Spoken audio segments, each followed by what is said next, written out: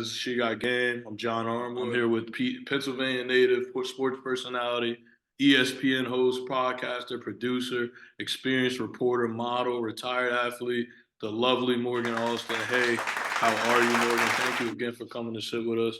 We really appreciate you coming out with us, and just we understand how busy and everything. You're always running and gunning, so it means a lot to us, and glad to share your story a bit.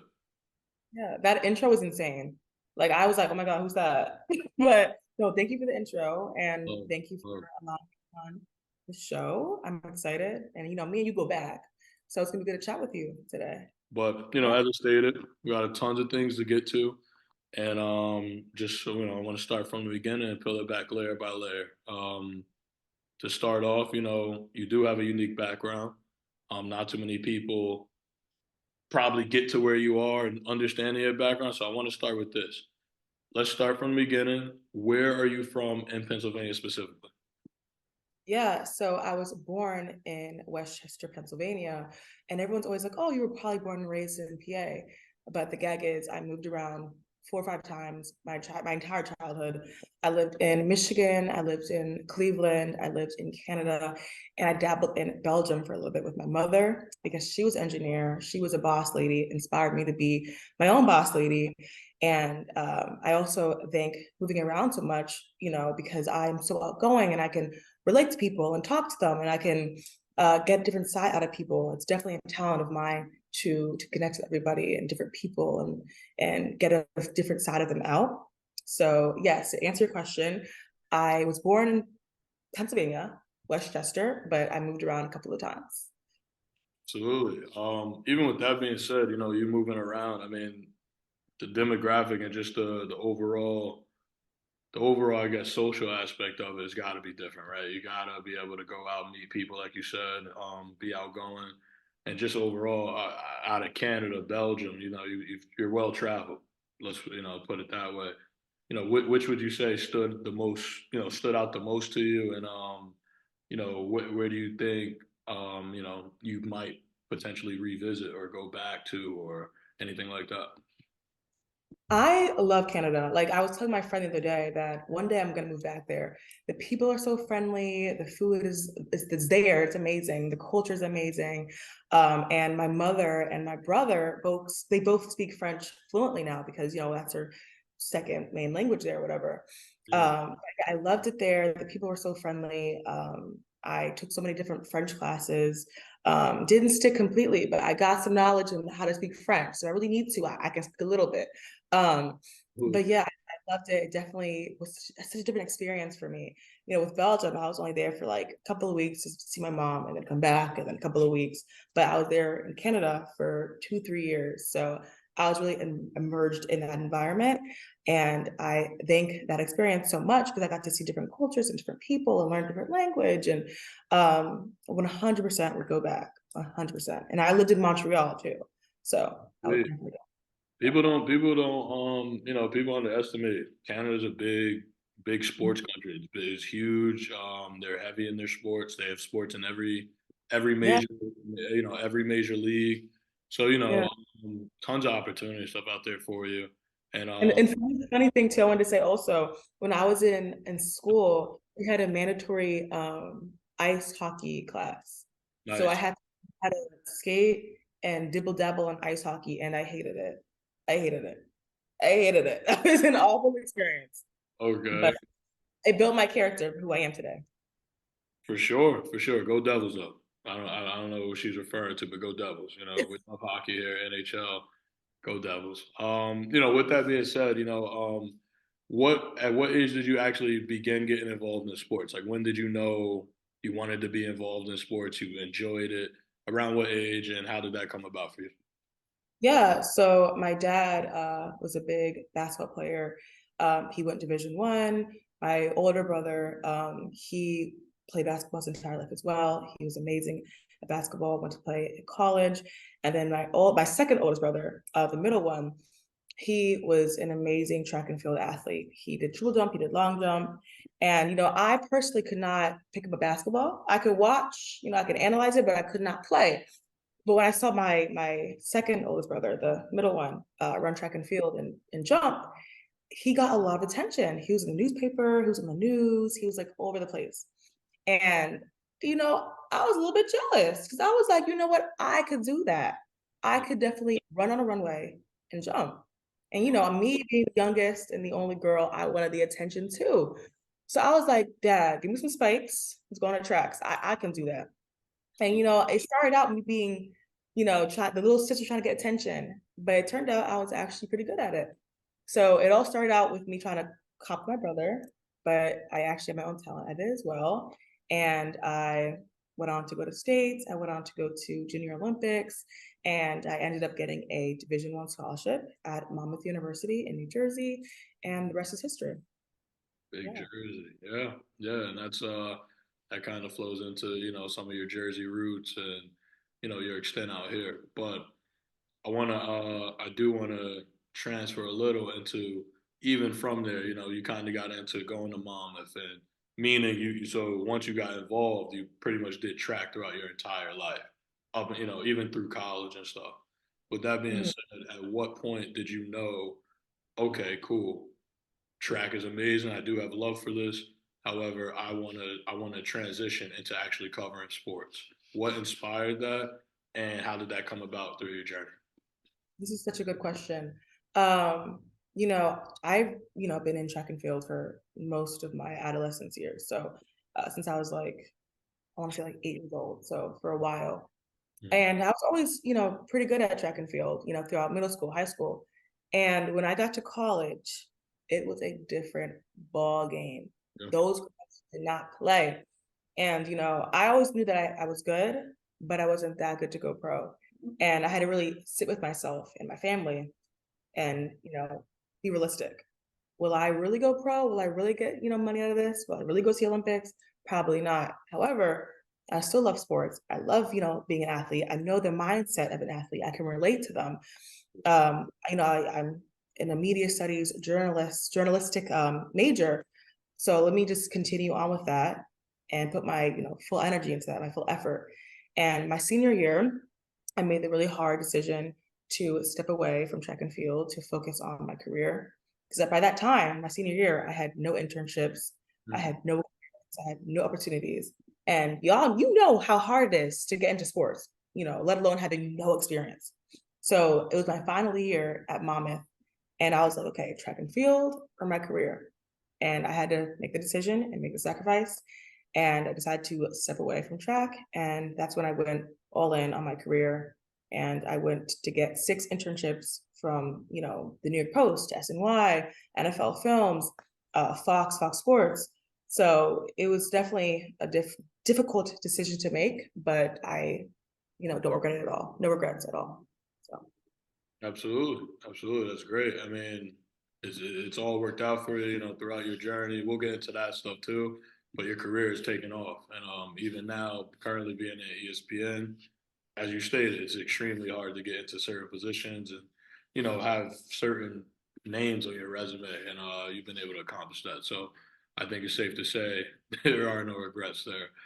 Mhm. In regards to that, being a young African woman, right? Being a young African American woman, and kind of just being in a space of a male dominated space. I wanted to ask you, has it been difficult, in your opinion, to kind of be taken seriously in some of these rooms or in some of these arenas?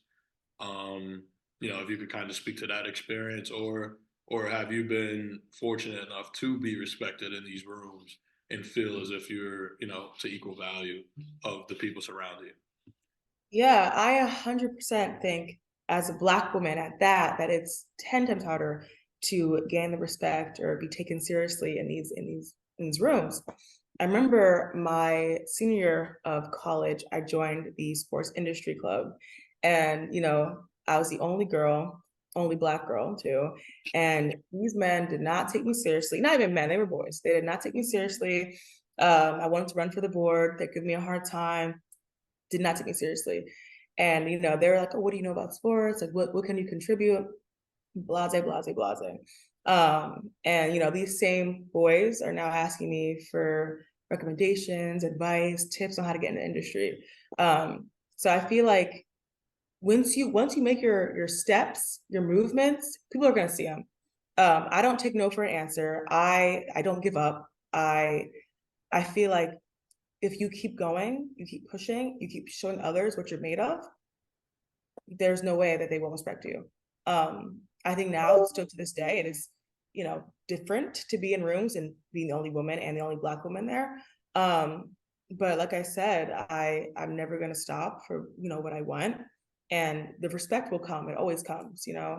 I think respect comes when they see that you're persistent and you don't give up, you don't stop. And yeah, that was a fun example to share because I was in college with these guys and they're giving me a hard time about a sports club, and now they're asking me for advice. So respect comes. If I had to tell a girl or little me any advice is to don't take no for an answer. Keep going, keep pushing, because there's always light at the end of the tunnel, which is kind of cringe, kind of corny, but it's true. It's true. Well, growing up, because you said you wanted to speak in a little you. That's very important. Because there is, I will say, in the business at the moment, there is a transition of women flooding into the business and some of them finally getting respect that they rightfully deserve. That said, um, I gotta ask you, while growing up, which strong women or men did you find empowering or look up to within the entertainment industry? Because the reality of it, visualization is huge, and if you can't see yourself doing it, it's kind of hard to envision it, right? And like you're saying, not saying no and just kind of persevering. A lot of people sometimes find it hard when they can't see a Morgan or they can't see a Chelsea Gerard, they can't see a Pam Oliver, or and the list goes on. Um, who were some of those people for you that helped empower you, or even give you some type of hope? I know you're asking in a sports perspective, but I have to, for a second, step away and bring up my mom. She is a Black woman and she works in the chemical engineering world. So she is the only Black person in the room, not even, not a Black woman, the only Black person in the room. And since I was a little girl, I've always seen her work so hard day and night. She was pregnant with me, still getting her degree, her PhD. So she inspires me. And being in that environment that lacks diversity, it can be hard to navigate sometimes. But she has showed me and set the example and set the bar to never give up, to advocate for yourself, and to believe in yourself, especially. Because at that time, no one believed in her, but that didn't stop her. I know you're asking about sports, but she was my example growing up. And there was not a lot of Black women on TV for sports to begin with. I mean, Lisa Salters was probably one of my biggest inspirations. But now Taylor Rooks, Melody Andrews. But to start off, it was my mom. And I know it's not sports, but if she can be the only Black woman and be a president of a company as a Black woman in such a weird environment that has no Black woman, Yeah. I could do anything. I could do anything. That's actually really cool. So for you, it started at home. You got to see it every day. You got to see her persevere through a lot. I can only imagine some of the fights and stuff she was fighting that you don't even know about or wasn't necessarily voiced. As an older woman now, you probably can feel and kind of understand some of those fights. But that is really cool. Just sitting back and imagining how impactful that could be. So thank you for sharing that. That is really cool. And just to further more on that, as the sports world continues to develop, as I stated a little prior, it is transition, it's moving, I believe, in an upward trajectory. However, I still believe there is possible work to do. But with that being said, as the sports world continues to develop, what are your thoughts on the spaces of sports becoming more inclusive? And do you believe, there's more growth to be made as well? I will totally say that there's been progress made. Because when I was, you know, in high school, middle school, a kid, I did not see like any Black woman, like rarely, rarely. And, now I can attend events. Like I was just at an event for sports the other day, and I saw like three women of color Yeah. in sports. And that was like not heard of years ago. But with that being said, this is not the end. We got to keep going. We got to keep persevering. And I want people to know that us as Black women, when we walk into a room, our energy can be felt. We, whatever we do, whatever we touch, magic happens. You know what I mean? Like we do everything with 110%, which we have to. We're used to that. That's, you know, instilled in our mind. But I think there has been progress, but it has not stopped there and it will not stop there. Mm. Now, I want to dive more into that slightly. Outside of possibly the representation, and even though it is increasing as you just stated, Mhm. what are some of the challenges that you face, or you can tell anyone looking to get into sports media to be prepared to face? I hate to say it, I got a long list. But probably my top would be my hair. I remember when I was in college, I keep going back to college, that's where it all started.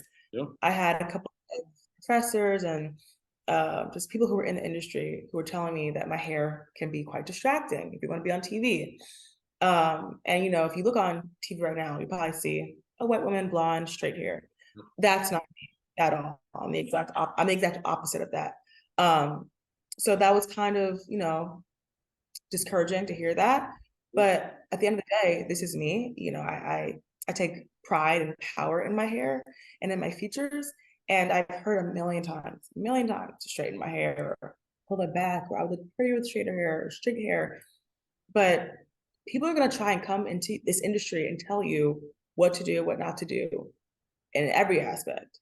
Yes, But well, if you have the confidence and if you know who you are as a person, you don't gotta change anything. You don't. You know, I think natural hair is starting to become a thing in TV now, which, you know, thank God. But no, I think the biggest thing is people trying to change who you are for the liking of other people, other audiences. But I know for me, I when I was a child, a little kid, I wanted to see girls who looked like me on TV, and I'm gonna keep holding on to that as I continue my career. staying true to yourself, essentially staying true to yourself, and finding power within that. Um, I think that's a good point. I mean, you look on TV now, there is a more emphasis and there is a more, um, I guess, willingness or embraciveness to it. Before it was like you said, straight hair and little details to, you know, um, attract other audiences. So I do think that is a huge aspect, and that is changing as we speak. So thank you for sharing that. Really appreciate that. Um, here at She Got Game, we do, when we have our features on, we always do a She Got Game moment. And what that means here is pretty much that moment where you've arrived, where okay, I'm really good at this. There's no one in my way but me, and pretty much I believe in myself and I can take on the world. If you don't mind me asking, what was your She Got Game moment growing up, and what was your, at least standout memory that helped you realize you were arrived? Yeah, I would have to say my she got game moment would be when I interviewed Kyrie Irving. You know, Kyrie hates the media, he hates the press. Mhm. For me to get the chance to do a one-on-one with him and for him to say yes to me was a big deal itself. Because, you know, like John and I were talking about earlier, you know, people ask Kyrie all the time for interviews who are 30, 40 years in that industry. You know, I'm just starting out my first year, and he saw something in me to say yes to me. We were laughing, we were talking, we were cutting it up. So that was probably my biggest moment because in some sort of way, he trusted me. And to get a good interview, you need trust. And he felt that with me. And I got a great interview. And, you know, I couldn't ask for a better first big interview with, you know, the great Kyrie Irving. Absolutely. That is yeah, we did talk about this off air a little bit, and it's just a tremendous opportunity, and it's a great honor, I would say. Uh at the very least, there are people who've been in this industry established who can't even get in the same room as him, and let alone, like you said, you gave your opportunity, you killed it, and now you have a connection possibly down the road, and just he helped pretty much put you in a position. So that is really cool, and Hey, listen, if I interview Kyrie, I'm pretty sure I feel like I arrived too, you know. So that's pretty dope.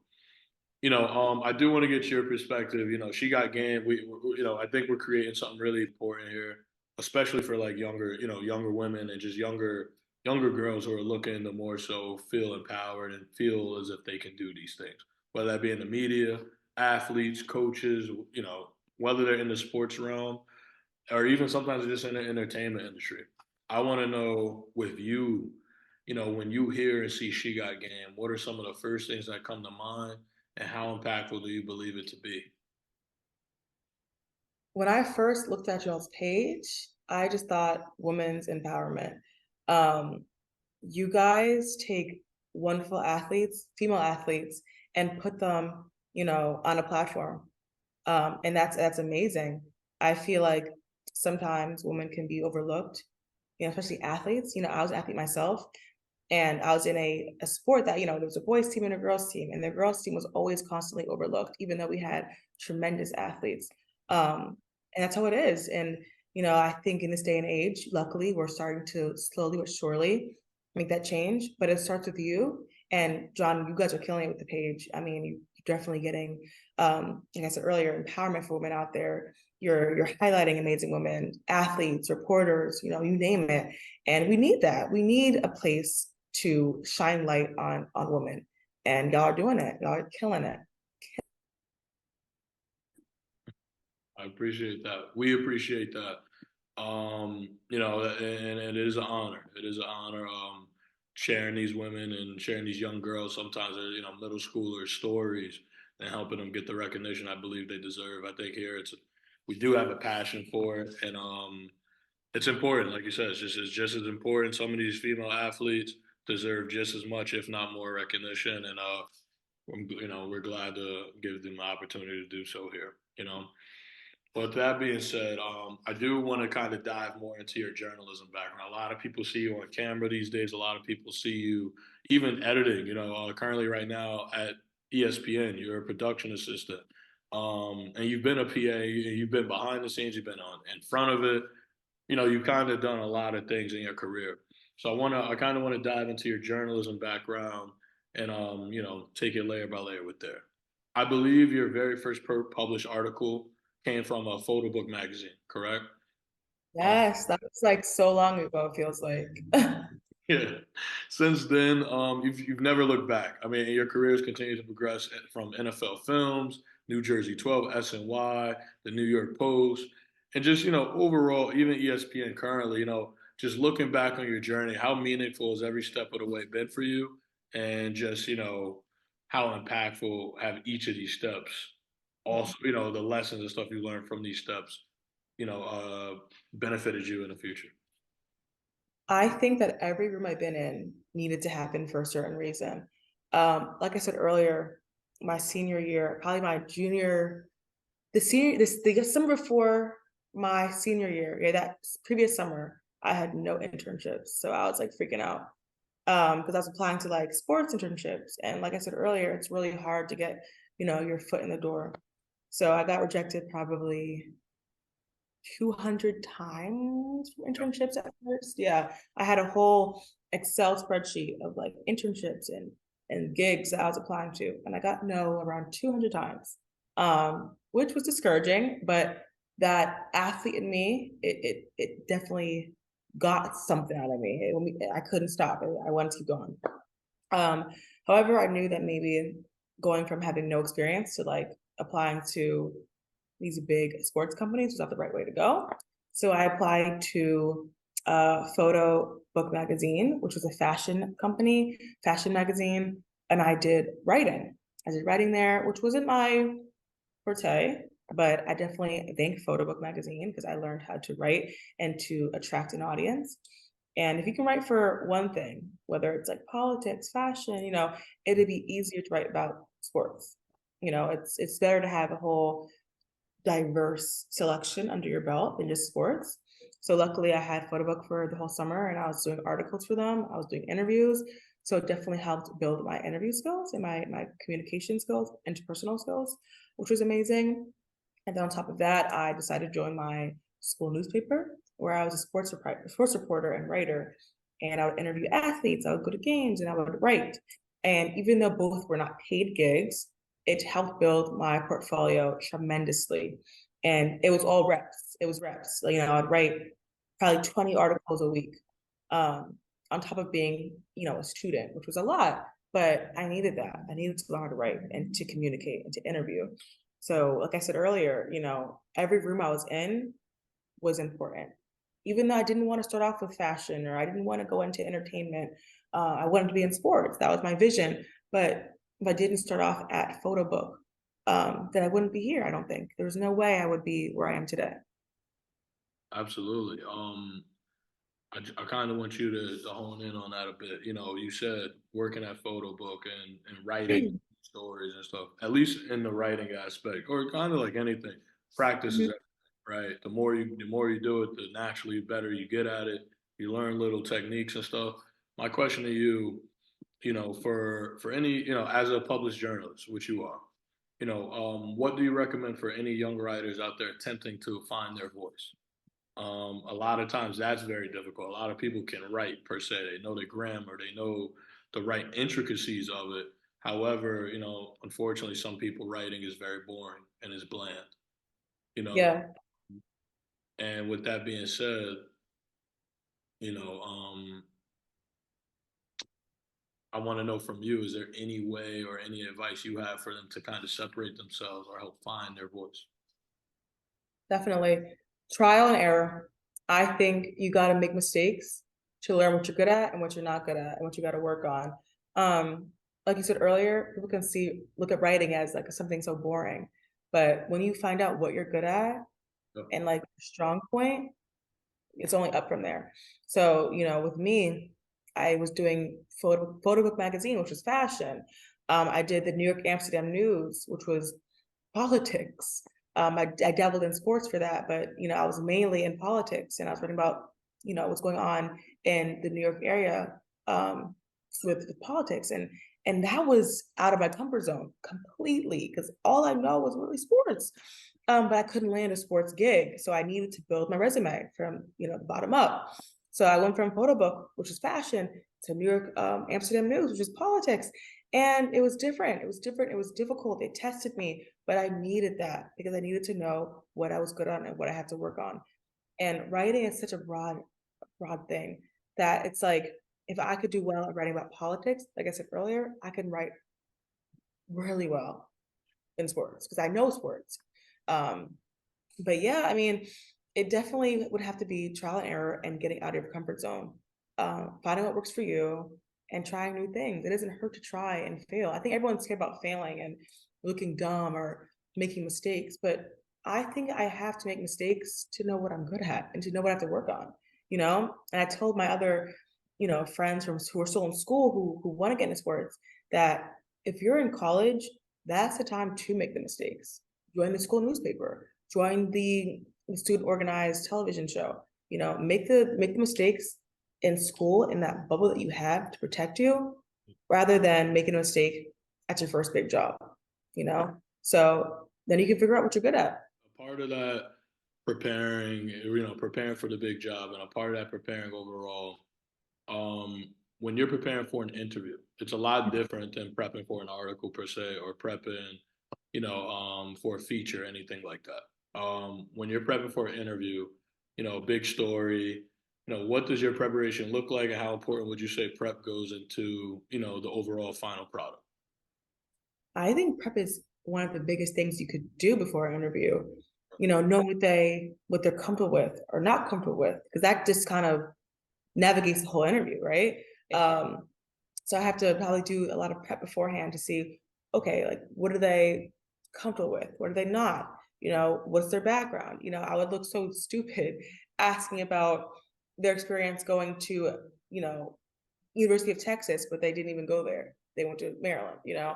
Um, and that just like sets the tone for the entire interview is having that level of connection and understanding. Because even you, John, I think you did some prep as well.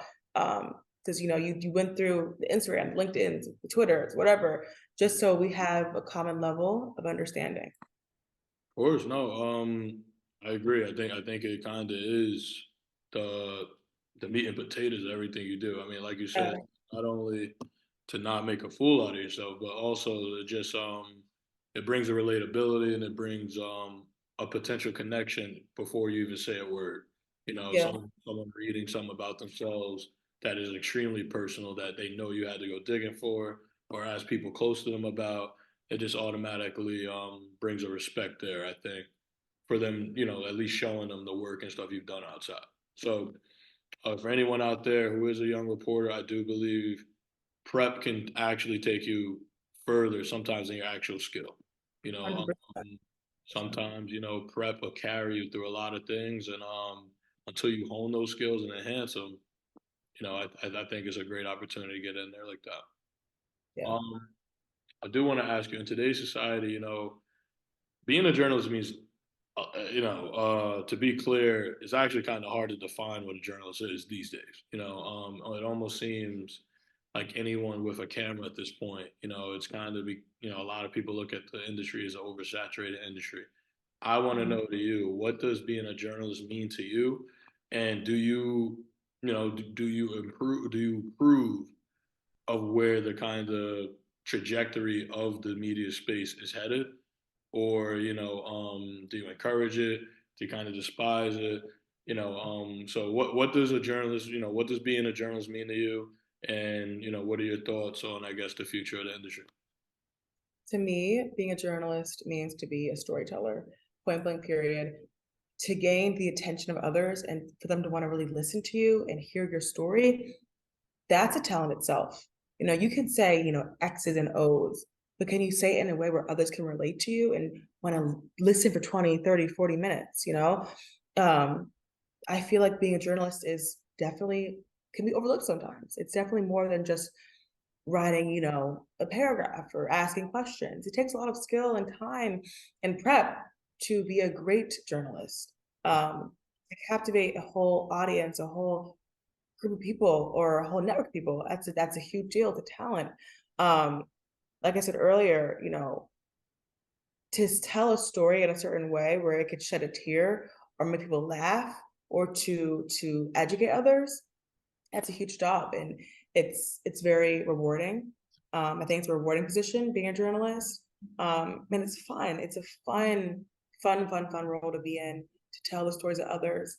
Um, like I said earlier, me being in different areas of my life, Canada, Michigan, Cleveland, I learned how to communicate and how to get certain stories out of certain people. But it takes a journalist to share it in a way that makes it sound important. Why should we listen? Why should we care? Why should we tune in? Um, Right. so yeah, I think being a journalist takes a lot of creativity as well. A lot of creativity and overall being the best storyteller that you could possibly be. Absolutely. And just for the second part, what are your thoughts on the industry, you know, the future of the industry and where it's headed, and you know, at least the public's persona of being what a journalist means today. Yeah, I forgot the second part. Sorry. Good. This day and age with digital and social media, it's only up from here. You know, a couple of years ago, we didn't have TikTok. We didn't really have, you know, Instagram Reels the way it is now. So it's easier to tell these stories. It's easier to gain the attention of other people, millions of people in a second, in 5 seconds. It's insane. So with being a journalist and a storyteller now, it's completely different. It's a whole new ball game. You know, the veterans have to, you know, change how they even work because you know we have people who have TikTok now who have millions of followers. So it's definitely different, and I love that. I think it's easier for people to tune in. You know, I can get my phone right now and go on TikTok and see, you know, Kelsey retiring. You know, it's easy. It's so easy. It's so simple, and that's amazing. That means that there's different opportunities for other people. It's Right. ways to get in. You know, Right. it's very into this industry, but with TikTok and media and you know these apps, it creates a different platform um, to get in and to get your voice to be heard and to tell these stories. So I love the way that storytelling is heading. It's amazing. It's only up from here. Like I said, it's only up. It's only up from here, and it's creating different avenues for different people. And, it's hard for some people to get in, being a Black woman, being a Black man, it's hard to get into these rooms sometimes. But now with these different apps and platforms, you can get in yourself. The views don't lie, the followers don't lie, even your page, followers don't lie. You're doing a great job, and it shows. And no one can take that from you. So I'm grateful that there's these apps these days to give people the chance to tell these stories. So with that being said, I mean, you kind of just touched on breaking into the industry, and now it's possibly easier than ever, because you don't need necessarily someone to open a door for you, per se. With that being said, do you believe you can break into the industry still only being a writer, or only being, a radio host, or do you believe you could be productive in the industry as well as break in the industry only doing one specific task? I think that when it comes to the term sports industry, Yeah. it's so broad now, where it's like you don't have to just be a writer. You could be literally like an editor. You could be a blogger. You can do so many different things, different avenues. There's literally jobs just strictly for TikTok at like different for different sports teams. Like Yeah. it's and at first it was like, okay, you start being a writer, or you go to a small market and you start on TV. And I was talking to my good friend Chelsea about this the other day too, and she's on air for SNY. And she was like, yeah, I started out in a very small market in the middle of nowhere. But Hmm. now in this day and age, you don't have to start off as a small writer or as a small reporter. These different avenues, you can start off anywhere. Like you literally can. Like I'm at ESPN as a PA, and a girl in my shoes last year was a PA, and now she's on air for ESPN.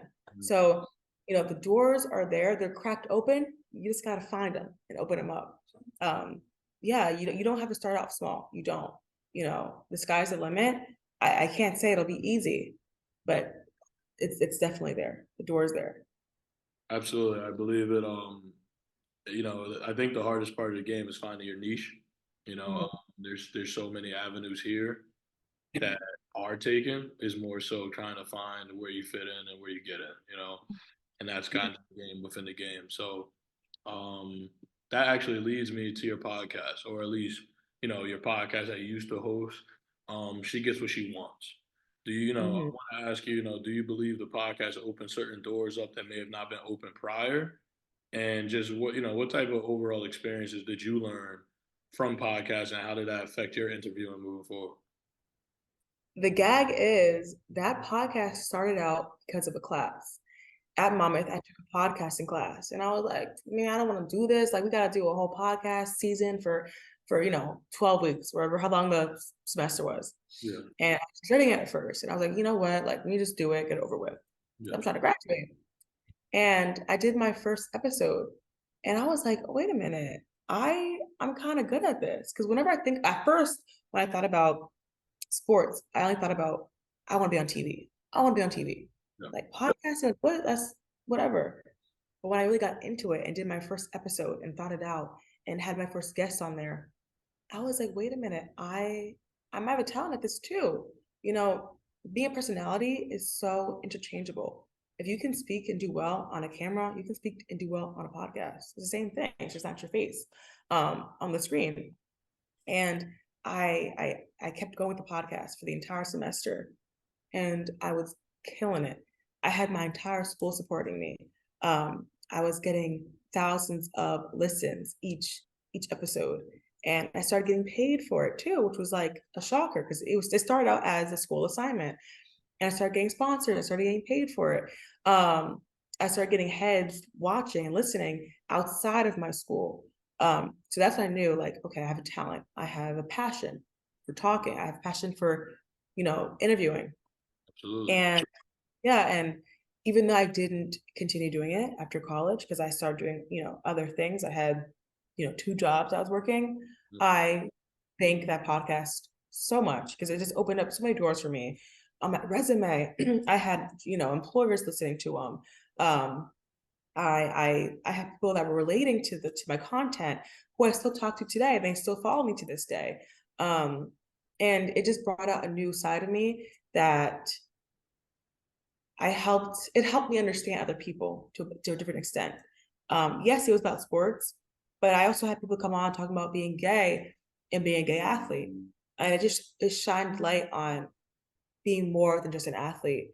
It shined light on being a woman in sports, being gay in sports, being bullied, being suicidal, mental illness. And it taught me how to be a better journalist, how to be a better interviewer, and I don't know when, but I'll go back to podcasting very soon once I find the time. Because I loved it. I loved it. Without the money, without the school grade, I loved it. And after I graduated, I did it for another couple of months, but it was hard to manage. But Yeah. in the back of my mind, I know I'll go back to it eventually. So I loved it. I loved who it made me, who it made me become. So Yeah, it sounds like it. I can hear the passion in your voice. Unfortunately, it sucks. Things life happens. You gotta pay bills and certain things, and yeah. you end up sometimes changing your route. But if it's important to you enough, you always find your way back. So I hope you do. I do know you're extremely busy. ESPN definitely works you to the ground. I know that. Yeah. Um, but hopefully, God willing, you guys or you or your team, because like you said, it is tough to manage. It's tough to kind of be consistent with it while also doing so many other things. So God willing, you get a team together and you guys are able to get that back up and running. Sounds like it was really beneficial to you. So definitely rooting for you on that end. Just a little bit of, I mean, because as we kind of ran down, kind of what your careers look like and just the trajectory of your career. You're one of the few who's been fortunate enough to navigate through different mediums in your career, right? A lot of people get to maybe one or two regional, national, organizations, and then they kind of stop. You've Mhm. successfully been able to navigate through different mediums in your career. How important would you consider networking to be, and just how have you approached networking in general? Networking is one of the biggest things you could possibly do in this industry. Right. Unfortunately, you could be, you know, very, very talented, but it's mostly about who you know. You could have 80% connection, 20% talent, and you'll probably get the job. It's unfortunate, but it's the truth. I think people will trust who they know more than a random applicant on a piece of paper. So luckily for me, like I said earlier, I had 6 internships within, you know, TV, media, newspapers. So that helped me a lot, tremendously actually, getting to where I am today. Because somebody knows somebody, they know that they know him, they know her.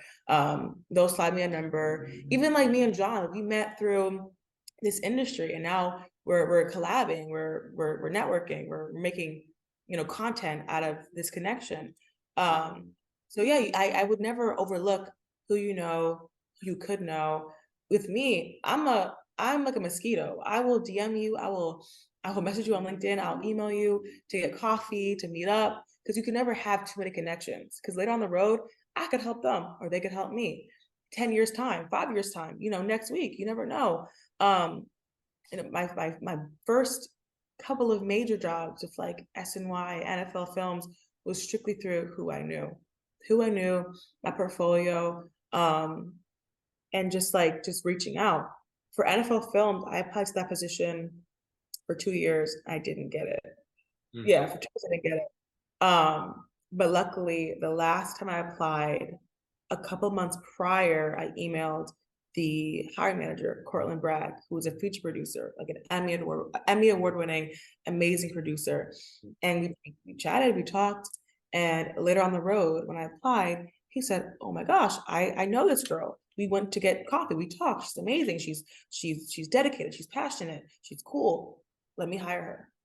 It is about the talent and what you can bring to the table, but it also is about who you know and if you are trustworthy.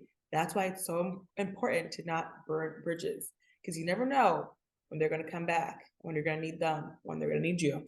So connections is huge in this industry, huge. Absolutely. Absolutely. Your network is your network.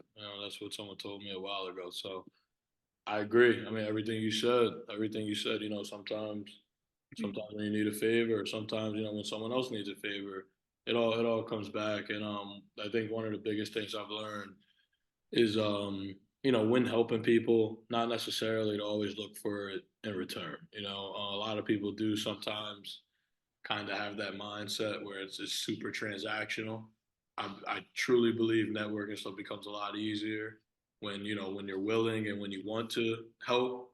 I think it usually always comes back in your favor in some form or fashion. So for anyone at home and stuff like that, I think that that's really helpful. Thank you for sharing your aspect on networking there. I do want to ask you, again, within your few years out of college, you been a trailblazer, right? Just knocking it down, just knocking down goals here and there. Ideally, I want to know, what does the next 3 years look like for Morgan? In a perfect world, if you could have it your way, ideally, what does the next 3 years for Morgan Alston look like? The next 3 years for Morgan Alston. Um, I want to keep climbing the ladder. I'm at ESPN, which was the goal, but I want to be a face of sports, the face of sports. Um, I want to be a household name. I want to be bigger. I want to be big. I want to be the biggest I could possibly be. I want to inspire people. I want to be connected with sports. Same with Taylor Brooks. Like, she's the face of sports. Malika Andrews. I want to be at that level as well. I want to create award-winning content. Um, I want to do what's best for Morgan, And if that's not, being the face of TV, then, I think God has his own plans for me. But if it was my way, the highway, I would hope that I could be, a big face, and create inspiring content. But who knows? In 3 years, I might even go down a different, avenue. I don't know. But I love what I'm doing right now. I love it. And I want to just get better. I want to learn. I want to be a sponge and just soak up different things, new things, and find out what I'm good at and what I'm not good at. Um, I was telling John earlier that, this job is definitely hard work. It's not easy. I myself being lucky, I got into industry pretty quickly, but it took hard work. I was up, at 2 a.m. working from 4 a.m. to 3 p.m. Every single day, 7 days a week.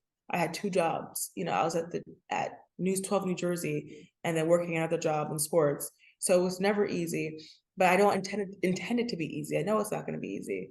So I want to keep working hard. I want to, keep pushing on the gas, and I don't want to look back. I want to keep being a better Morgan than I was last year. So that's the goal for me. I want to transition a slight bit, just to bring some relatability, for the viewers at home to understand that, Morgan is an individual outside of what she does in her career. I want to ask, what are some of your hobbies, right? I mean, outside of, like life and doing what you love is usually intertwined because you're Yeah. constantly always doing it. But there's always a healthy balance of, Yeah. you do need something to kind of separate yourself and kind of have that moment to clear your head. What are those things for you to kind of help you, navigate through life to separate work from home? Yeah, I think even though this industry is, basically everyone's life, it is important to have a work-life balance because, being work will take a toll on anybody. And I do work, 6, 7 days a week sometimes, but just finding time for myself, whether it's cooking or taking a walk outside when it's nice outside, or, finding a day to travel somewhere, whether it's like, Rhode Island or Boston. Um, but yeah, finding time for Morgan, whether it's something so small like reading a book or cooking, that'll take me to a whole different place than just work, which it shouldn't be that way all the time. It shouldn't be because only one person can take so much. So for me, my biggest hobbies would be probably I still go on runs. I go on walks outside. I love cooking. I'm trying to be a better cook this year. And I love talking to friends. With me, if I have a girlfriend that calls like, Morgan, I need someone to talk to, I will escape out the time to talk to them. So with me, it's friends, family, cooking, running. That's my hobbies. It's your whole thing. Yeah. I love it. I love it. It's defined your life, huh? Yes, it defined my life. Running has shaped me to who I am today, and I'm grateful for every track practice coach that I've experienced. So Before I let you go off that, I want to know, there's an aspect of a runner's high, right? A lot of people, because a lot of people hate running. Like running is very difficult for a lot of people. However, the people who do enjoy running, they get, from what I've heard, a runner's high, and it generally helps them feel better and clear their minds. Can you kind of go into that and just kind of, explain how that helps you, sometimes debrief or just, help you find clarity? I think that goes into just working out in general, right? Like Yeah. just taking the time to take a sweat, to sweat your body, to sweat out all the things that are negative in your mind. I think running, people think of it as like, oh my gosh, running, it's a chore, but you're making it a chore, You don't have to run, like some crazy quick time. Go your pace, go your speed, put on a good podcast or a good playlist, and take your time. Take your time to think, to cleanse your mind, cleanse your soul. I think working out is such a great way to clear your mind and to as a stress reliever. Um, I ran D1, so that was different, than running how I am today. That was a different kind of workout. That was very stressful and it was very like competitive and it was a lot of pressure. But with running now, it's like it's my own speed, my own pace. If I want to stop, I can stop. There's no say on if I have to finish this or I have to finish that set. It's all about me. And that's the beauty of running. It's all on you, it's all your speed. Um, and it's definitely a beautiful thing too. My brother is into running now too, because it just you gotta do it to experience it. I can't even talk much about it, but I would say if people hate running, go your speed walk, and I can guarantee you afterwards you'll feel great. Respect, man. For people out there, try it before you knock it. Yeah. With that being said, I mean, listen, we got through a lot of stuff here. I think it was a lot of information for people at home. I do want to close out this interview. However, before I do, is there any advice you would offer to any young aspiring broadcasters, journalists, and possibly athletes who may be following your journey? Yeah, I briefly touched on this earlier in the podcast, but I would have to say don't take no for an answer. For someone who tells you no today, someone else will tell you yes tomorrow or next month or next year. Who knows? But don't take no for an answer. If you are passionate enough and if you are confident enough and you believe in yourself enough, someone who says no to you, that won't matter because someone else will say yes. I've gotten 200 rejections for internships and jobs, 200. And now I'm at ESPN. So don't take no. Keep going, keep pushing, keep improving on yourself, and the rest will come. Again, I mean, it doesn't get any better than that, man. Being resilient, staying consistent, and just letting the work, kind of show itself. And there's not much more, Unfortunately, I wish there was some type of trick or some type of special sauce that allows certain things to happen. But I mean, Morgan, you hit that on the head. And just personally from She Got Game, from me, you got a connection forever, man. We're locked in here, and Locked in. just super, super excited to have you on, and I can't wait to share this with everyone. So we appreciate you. We understand how busy you are. We appreciate you for coming to sit down and chat with us. And from She Got Game, from me, from everyone involved, man, we're rooting for you moving forward. So and this won't be the last time we speak. So thank you again for coming on and chatting with us, and we hope to hear from you soon.